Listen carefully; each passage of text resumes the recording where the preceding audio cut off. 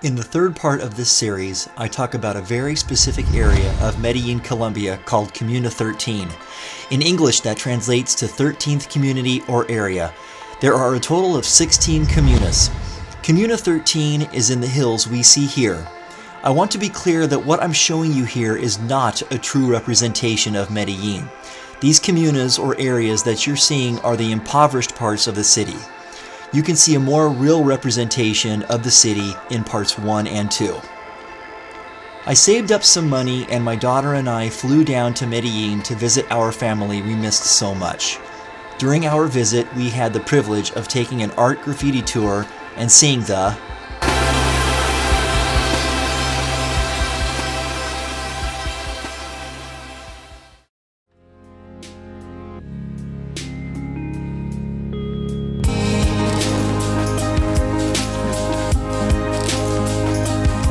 Medellin has a population of 3.9 million people, and this city has gone through a lot of change in the last 20 years.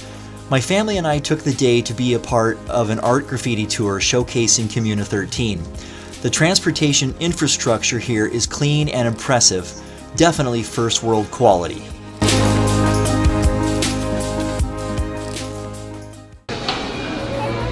Can you hear that?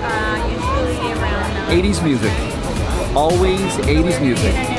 That is all we hear all throughout Colombia. 80s music. After several decades of neglect, the city government compensated the people by integrating these metro cable lines.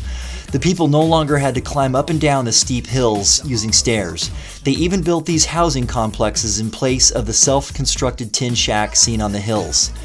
Definitely seeing a wonderful transformation almost happening in real time. Different at that time, you were in troubles. And guys, that's why graffiti and street art became really important in our culture in the 90s.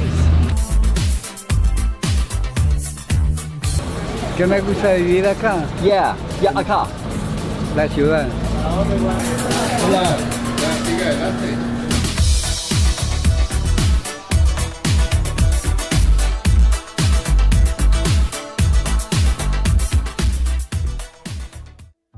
While this may not be the nicest looking piece of wall art, it's very poignant and simply says Comuna 13 Destruction.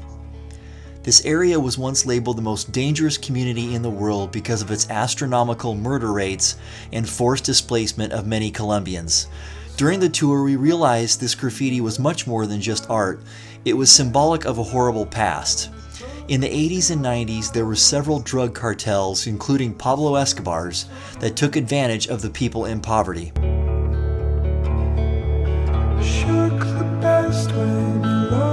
That says Chota 13. He's the artist who created this piece in 2013. We'll meet him later. Comuna 13 was overpopulated and nearly all of the people were displaced and impoverished with very few resources. The cartels enticed these people with employment, money, drugs, and guns. Things changed in 2002 when President Uribe took office. The government and the paramilitary worked together to eradicate the drug cartels in Medellin, and in particular Comuna 13.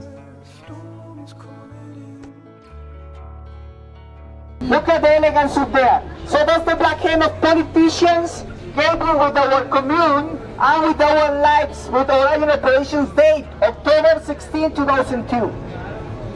Our tour guide is talking about the most significant battle operation out of 10 operations made on Comuna 13.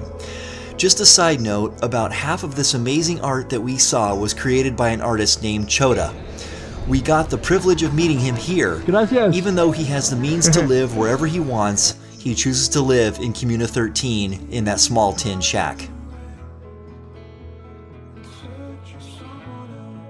So the battles between the government and the cartels was brutal, and the civilians of Comuna 13 were caught in the middle.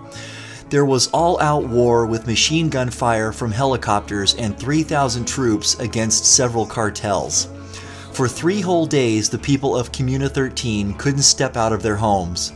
Many were hungry, and after one mother's 2 children caught gunfire and got injured, she waved a white towel out of a window. Many other neighbors followed her and waved white towels as well. With that action, the fighting had stopped and the city had won Comuna 13 back.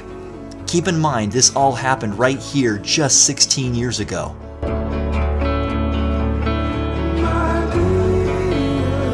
Now Comuna 13 is a vibrant community. With the government's assistance and the cartels eradicated from the area, Comuna 13 has seen 3 keys to massive change in this area in just 16 years: accessibility, creativity, and community. What we found is, yes, there's still poverty in the area, but everyone was really happy and very pleasant. Oiga, me invitó uno. Sí, ¿quieres uno? Sí, ¿quieres uno? Ya, es... ¿Ya? ¿Y qué? Pues gracias. Por favor, que converse para que... Buenas tardes. Ya. Nosotros me gusta todo. Todos los cosas que hay, toda la gente, los turistas que vienen. Ok, gracias.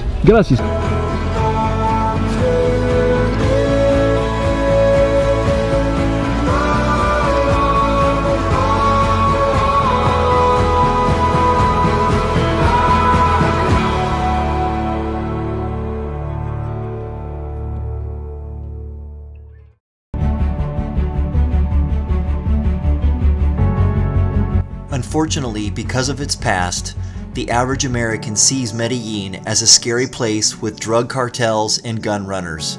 We didn't see that at all. In fact, Medellin has never had a school or church mass shooting. In the 4th and last part of this series, we go to Onda, a little village outside of Medellin, and immerse ourselves in the culture and enjoy the sun.